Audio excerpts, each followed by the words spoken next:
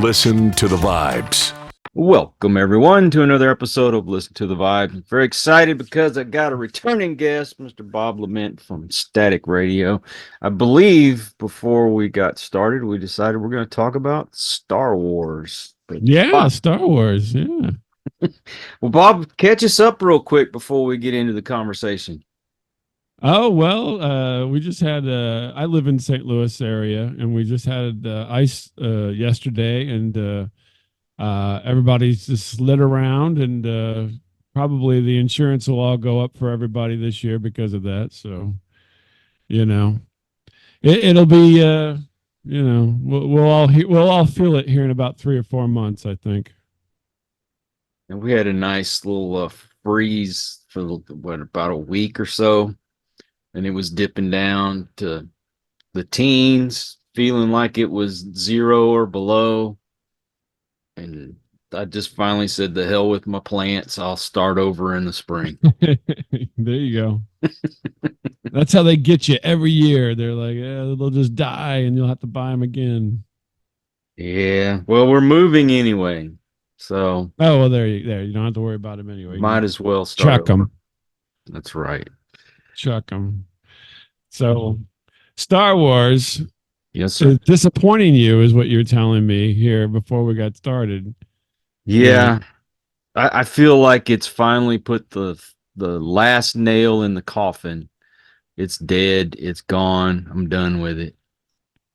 So what was the thing that made you feel like you put the nail in the coffin, the last nail in? Well, this latest controversy with the lady whose name I'm not even going to try to say, who, comes in and says that she loves making men uncomfortable. And the director, I think. Yeah. And, I think she disrespected Carrie Fisher to think that women haven't been leading in Star Wars. I mean, Star Wars would have been true. Star Wars without Princess Leia. And then she was not a backseat kind of character. She was a leader kind of character, and they pretty much carried that through all the way until she passed away. I mean, she was as much of a leader when she was older as she was when she was younger. I mean, it's apparent. I mean, obviously it's skewed for 70s sensibilities, but in the 70s that wasn't the norm. She was already out front. Mm-hmm. You got to think in science fiction. You got a trend which she was part of, to have women be the lead in science fiction. So if you think about Sigourney Weaver in Alien, she was a badass, right? Exactly. Total badass, right? Mm-hmm. And so was Carrie Fisher in Star Wars. She was, shooting them just as good as the rest of them there. She's better shot than Han Solo sometimes. So, what do you want? It just because she was a princess that people get skewed to think, oh, well, she's, this passive character, but that's on you. That's not on what's on the screen. And lest we forget that's what they think about. Yeah. Right. Lest we forget Linda Carter. I mean, come on. Wonder Woman. I was glued to the TV every week when Wonder Woman came on. Oh, yeah. Total badass. Right. I think that people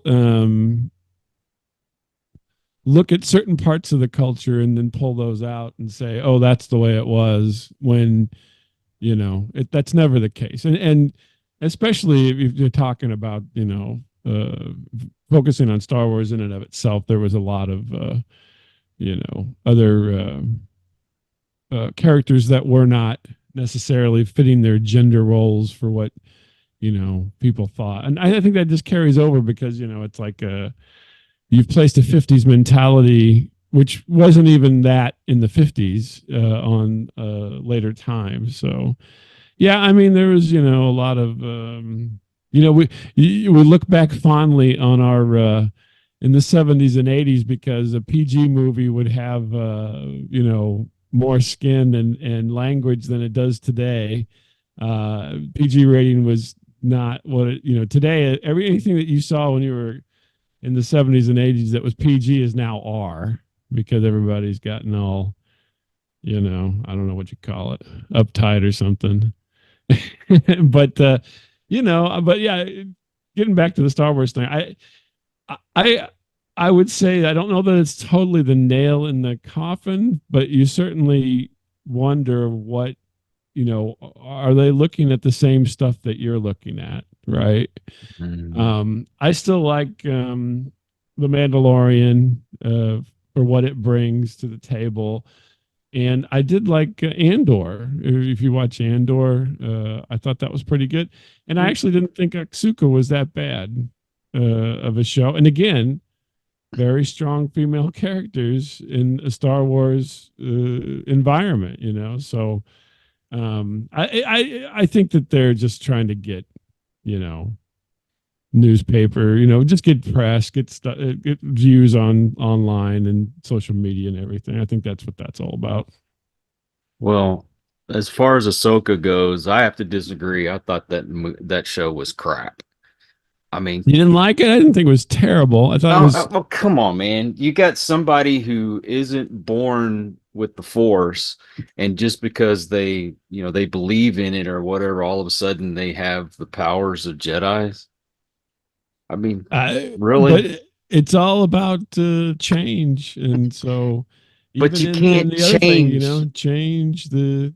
You can't change Darth that. Vader changed, and he was, a sympathetic character when he died in the original trilogy.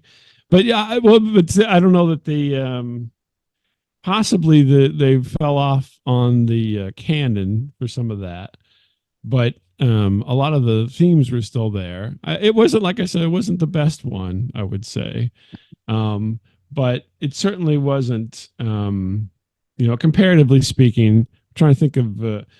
It wasn't horrible. I think Boba Fett was kind of, it was not, it didn't land very well. Put it that way. I was very excited for Boba Fett to come out, and I liked the way, that he survived being in that Sarlacc pit and everything, and gets out of the creature or whatnot. Although I don't know what he was eating while he was down there, but he sure was eating a lot. Poor Timu, right? And his name Timu. Yeah. Well, he's probably eating tentacles. It was like calamari. He had frying up some calamari down there. I guess so. But they could have done so much more with him, and they just made him out to be kind of lame. Yeah. It didn't. They were. I don't know what you would call it. I mean, they were kind of in the Mandalorian vein, but it didn't quite hit, and so forth. And so, yeah, that one I like. But I think maybe part of the problem is that they're trying too much. It's a kind of a see what sticks kind of an attitude towards it, rather than taking the time to make something that carries on everything very well. So. I'm not, obviously we're kind of, as we're talking, you can tell that both of us are probably original trilogy people and love the original trilogy. And it was kind of a keystone thing in our lives back then. Because I'm not a big fan of the prequels or the sequels.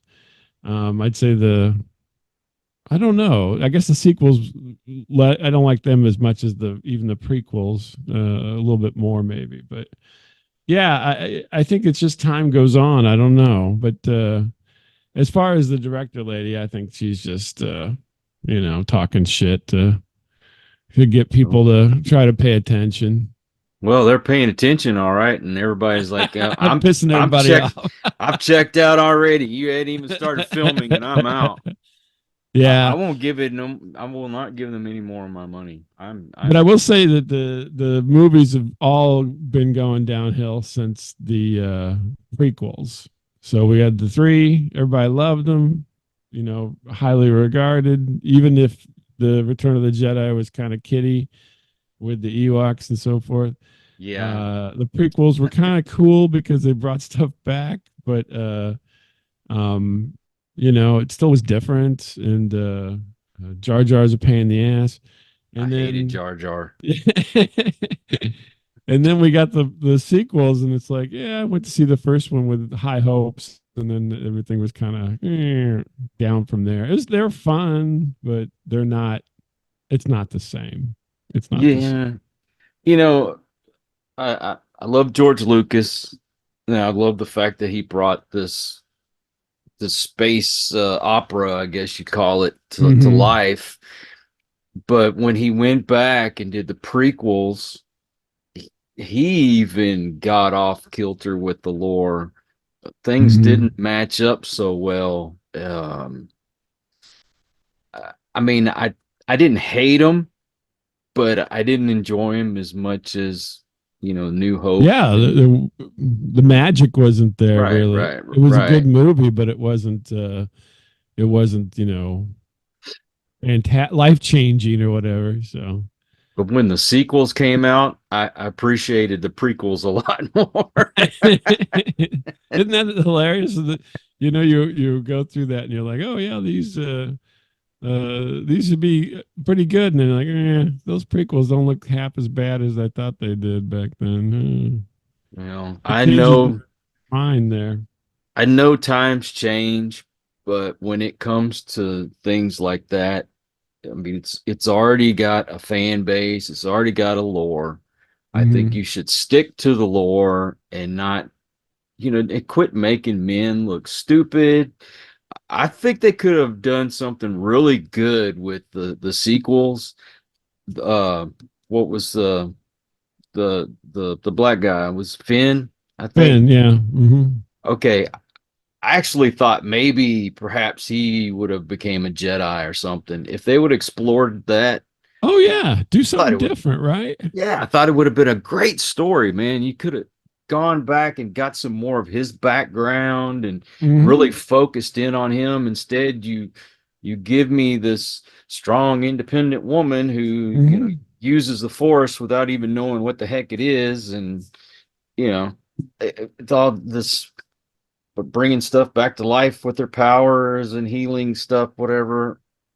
I don't know, man. It just got so far fetched. Yeah, I don't know Hey, that the John Boyega, I think, is the guy who played Finn. I don't know that he wants to do it anymore. He doesn't seem to be as keen on all that stuff anymore. But no, you're right. I think the the main problem was they didn't do anything different. I think what the TV shows, or whatever you want to call them, the streaming shows at this point, are doing, like the Mandalorian was doing something different, right? It's set in the world, and it's got kind of that whole look to it, but it's not. It's it has the Empire in the background, right? And they come out here and there, and so forth. But it's not just they're not trying to replicate what already was. This is a right. whole new branch of things, and you know, it really is. I think that's to me, that's the best example. I know there's some people who don't like the Mandalorian, but I think that's kind of the best example of using what was created in a new way, but still kind of tying it back to things in the original trilogy. Because really, I think when you're watching it, at least for me, it's that look, right? It's got a look that doesn't look like anything else. It didn't look like anything else when it first came out, and it Mhm. still kind of has its own thing, right?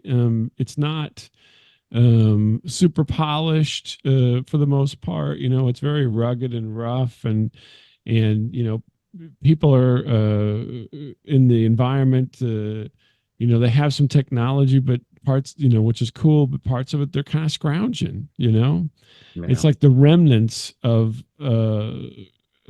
society a little bit. It's not quite post-apocalyptic, but it's on its way, right?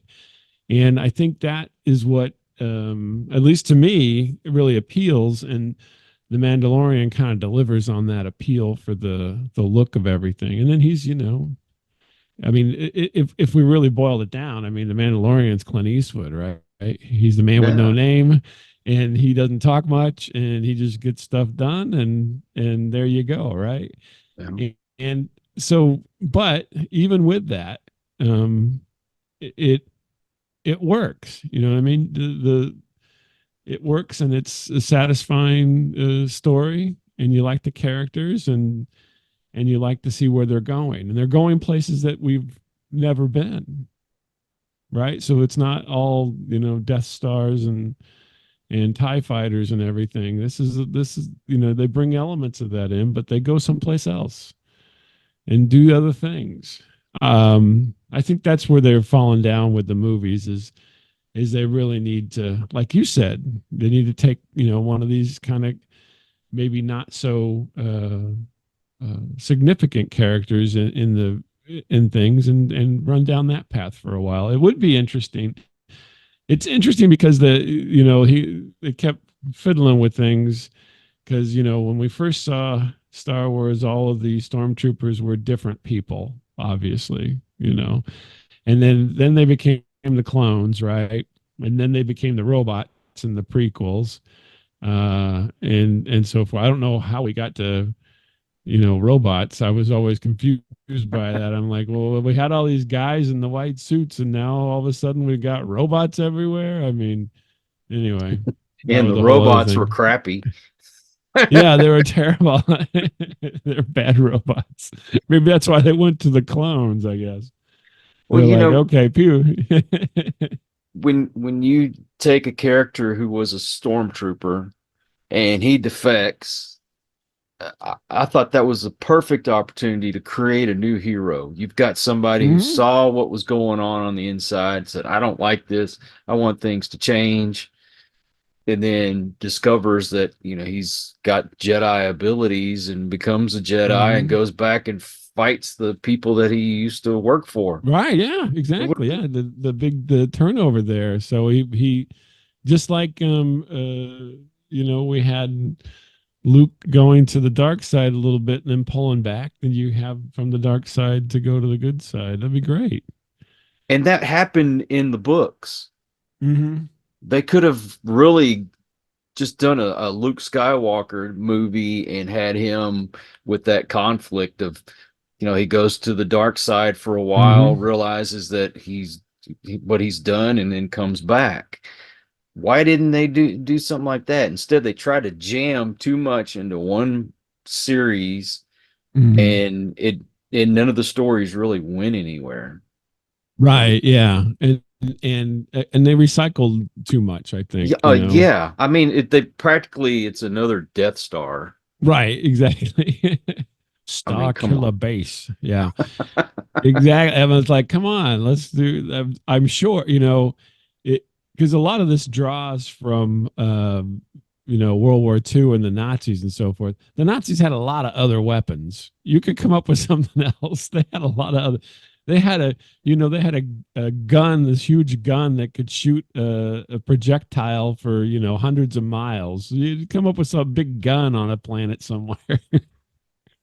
Yeah, come on, dude. Let's think of something different here. Yeah, I think that was probably a little bit of the problem with losing when Lucas sold everything, right? So he pretty much, even though there was, if you think about Star Wars, there's a lot of people involved. So it's not just George Lucas, but he was, the buck stops here kind of guy, right? So it had to get by him in order to become a reality. And I think whenever you lost that and you got more of a committee of people who were making decisions on these things, then it kind of starts falling apart a little bit because you don't have that kind of cohesive, even though he maybe not was able not to come up with, a Bible to follow in his head. When he saw it, he's like, yes, that's a go. That's a no-go. That's a go. That's a no. And I think a little bit that's why Mandalorian is so successful and well liked, is because I think they've got it down to just a couple people who basically are telling people that'll work and that's not going to work, and they have to follow it, right? And as much as you don't want a king governing you, a king for these entertainment pieces is what you need, or a queen, whatever. But you need somebody who's got total control and veto power. And I think once you lose that, then you kind of, lose the rudder, so to speak. And committees are terrible for things like this. It's just like, it's just like music today is, created by committee. You see there's about 27 songwriters on a song, and the best songs come from generally one or two people working on a song. It's exact same thing. You can get something good sometimes, but I think the things that really go beyond, generational and so forth, big creative things happen out of very, very few, one or two people working on something, or rather than being, based on committee, trying to say, okay, well, what will people like? Well, I think we have to have some type of Death Star object that we can focus on, because that's what people like. They love the Death Star. Got to have the Death Star, but we can't have the Death Star. So what do we do? And I think those are the kind of weird conversations that happen in the background for these sequels. We got to have lightsaber duel, but how are we going to do this? You know what I mean? It's like, I don't know. It becomes so watered down and disjointed and everything. And I think that's where people kind of fall off. They're like, yeah, well, whatever. I've, had enough of that. Too many cooks in the kitchen. I mean, there you go. Yeah, exactly. Think about it this way. You've got a canvas, all right? And then there's an idea for a picture. And you've got an artist that starts the picture and then stops, and then somebody else comes in and takes over and then tries to draw the rest of the picture, gets so far, and then somebody comes in and does the same thing. It may look okay, but it's not anything that it was supposed to be. Right. Yeah. They lost the thread. However you want to put it. Definitely lost the thread. Mandalorian, I like season 1 the best. Season 2 was good. Season 3 I didn't care for. I didn't like it at all. And I think they're wrapping it up too. So I think they'll probably do that with this movie that they just suddenly announced to try to save things. Or another way to save more Baby Yoda plushes or something. I don't know. That's true. That's true. Yeah. Well, I think that's part of the issue, is that it becomes a victim of its own success in a way, especially without somebody putting the stops on things. Because they're like, that has to be in the back of their minds. Okay, well, we have Baby Yoda in here a couple times, and we can sell some of these things. And if we have, this in there, we can sell that, and have the porgs or whatever bouncing around. We can have that, and it becomes basically how many ways can we market things in this entertainment. And that happened. Somebody's in there talking like that. So, but they were talking like that before. The difference, I think, was that every once in a while somebody said, I don't think we want to do that. And I don't think they have anybody doing that right now. It's like, Well, admittedly, there's people that come in, work on a project that they don't really know anything about, don't really care about it. It's got to have some soul to it, man. You could tell when somebody's put their heart into a painting or into a song. It's like it's a part of them, and you feel it. With this, it's just corporate garbage. There you go. Yeah, mega corporate garbage. The funny thing is, if you wanted to draw the tangent there, you could say the original trilogy was more like the farm boy making something, and then now we're on the Empire making it. Pretty much. They've become the Empire, and they're just churning out crap for everybody. They bring in just enough member berries to get people interested, but then they bring in the new stuff. It's like, whatever. You're gonna have people that like that. I mean, come on, with the rap and hip hop music, they go and they take a song from a long time ago and put a new beat to it and new words, Mhm. and it you got a generation that likes it, then you've got those of us who are like, no. Although I did like Run DMC's version of Walk This Way. That wasn't terrible. Hey, it revived Aerosmith's career, so. Yeah, exactly. But But we'll see what maybe something they'll pull something out of the hat. Who knows, right? I mean, the one of probably one of the best things that happened with the original Star Wars was you had characters that were created that literally could not die. So you have C3PO, R2D2, and Darth Vader, although he did die in the trilogy, but where they were machinery, right? But you wanted to know more about them, even though one of them didn't even talk. It was just whistles and beeps.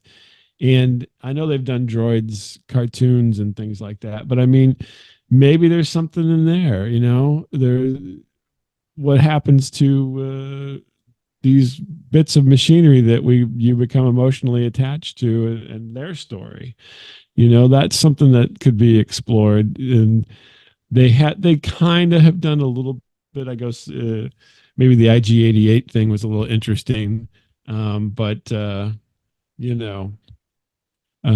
haven't explored it fully. That would be something that would be interesting, I think, because then it can go on and on. I mean, now you've got something that is not, the lifetime is so much longer for these things. And so, yeah, I don't know. I mean, you got an origin story of C3PO in the prequels. right. Yeah. But you don't have an origin for R2D2. I mean, did Right. somebody Yeah. put Well, him and then, together? Was he just, made in a factory? right. What's the deal? Hey, we could Well, go and from point A to point B here.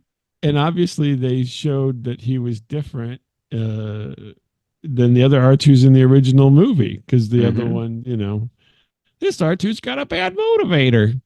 So then, and but he's a character, and everybody, loves that character. I was a little disappointed that, in when they went to the prequels, he could, bring jets out of his legs and fly around and stuff. But hey, whatever, I'm like, he didn't do that in the other one. Right. That's Where'd this come from? Did they take all these parts out or what? maybe it's some kind of Benjamin Buttons thing where you started out old and then you're going Yeah. backwards, and you don't have all that stuff. But I mean, there's, because you had, this for in a relationship between C3PO and R2D2, which was really fascinating because they didn't, like each other, really. I mean, C3PO always was mad at R2D2, and R2D2 was getting taken care of business, So, I think it was an Abbott and Costello kind of thing. oh yeah, They acted like they didn't like each other, but they really, in the end, they loved each other. right, exactly. Interesting. But I mean, that's what made it so fascinating, right? Mm-hmm. That would be an interesting thing to explore. Yeah. There's so many things they could have done and done right. I think if they had gone and had the story where, if you read the books, and I did, but I can't remember the full story. But when Princess Leia and Han Solo, I think they had 3 kids, if I'm not mistaken. Oh yeah, But I don't know. That's a good question. I can't remember. I know they had twins, and the Mhm. twins were supposed to learn the Force and all that.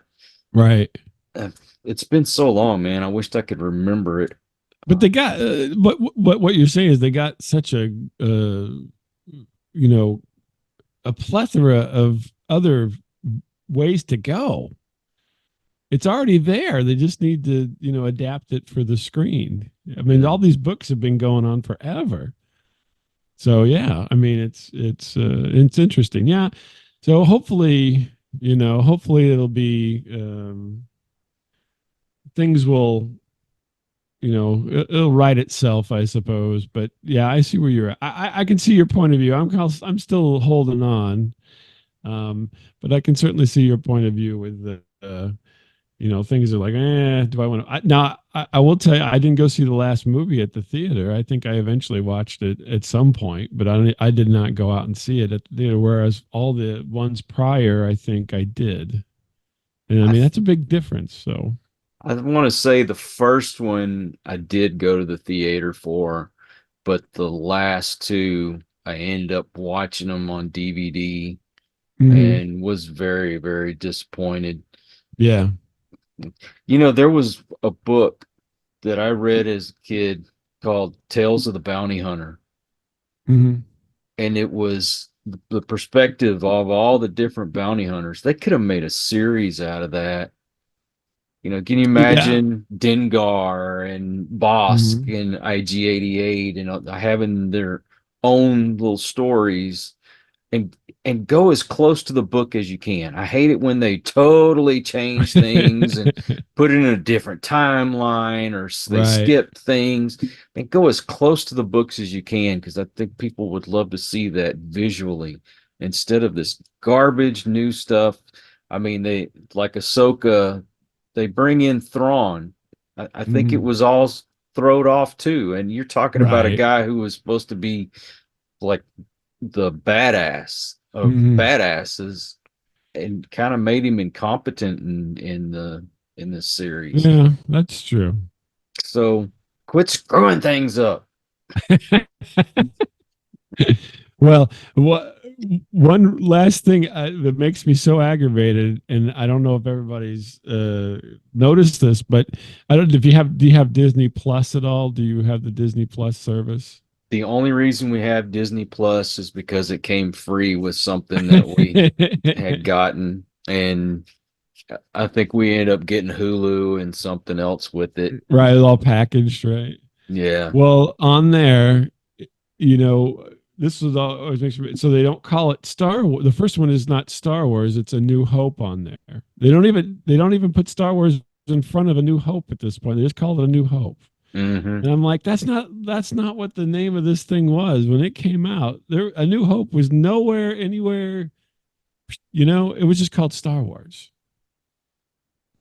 and it's this constant fiddling that always. I realize they do that because over time, when they did the re-release and so forth, and they were calling it A New Hope, and I know that was kind of the that's what they kind of were calling it at some point. But whenever it was marketed back when it was released, it was just called Star Wars, Hmm.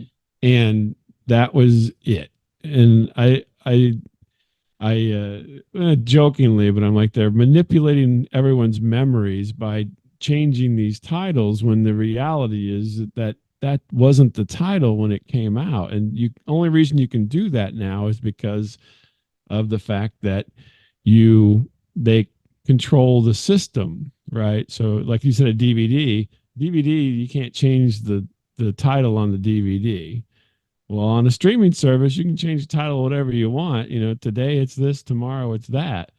And but and then you got a whole generation of people who are like, oh yeah, as if these things were made in sequence, you know, from the prequels to the sequels, and the ones in the middle were made after the prequel. And it's like, I don't know. Maybe I'm a little over on that, but I think that is doing an injustice to the original stuff. Is you're that's not what it was called. That's not what people called it. We didn't get other titles until an actual sequel came out. And then, even then, it was called Star Wars: The Empire Strikes Back. Hmm. So, The best out of all of them, too, by the way. yeah, true. True, exactly. Yeah. They're creating their own Mandela effect. Exactly. Well, that's, yeah, they're it's, I don't know what you'd call it. I don't know that there's anything malicious about it at this point, but to me it's malicious to do it because then as we go further into the future, and then it's almost like you've changed the past, knowingly or unknowingly. Well, Bob, what is your website? Oh, you can come listen to other goofiness from me at staticradio.com if you want to. No pressure. Oh no, I'm putting a gun to everybody's head. They gotta go. And what all social media Oh wait, are you? I meant to call. It's not called Static Radio. It's called a new thing. I don't know. What's your social media? Pretty much everywhere. It's at Static Radio. Oh, Bob, thanks again for coming back. Yeah, I think we need to do this again. We can talk about Marvel next time. There you go. Yeah. Wow. That's a whole. Who knows what's happening to those guys? They're just like falling into the ocean or something. I don't know. Death and destruction to everything that I've enjoyed all my life. Yeah, it's terrible. Man, thanks again for coming on, brother. Yeah, until next time. Take care. And I also want to thank all you folks out there. If you are new to the channel, I hope you'll come back. Hit that subscribe button for my regulars. You guys are awesome because you make it possible for me to do this. Until the next one, everyone, please take care. Be kind to one another. God bless and peace. We hope you enjoyed this episode of Listen to the Vibes. You can catch us on Buzzsprout or wherever you listen to your favorite podcasts, and on YouTube. Follow us on Facebook at The Vibes Broadcast Network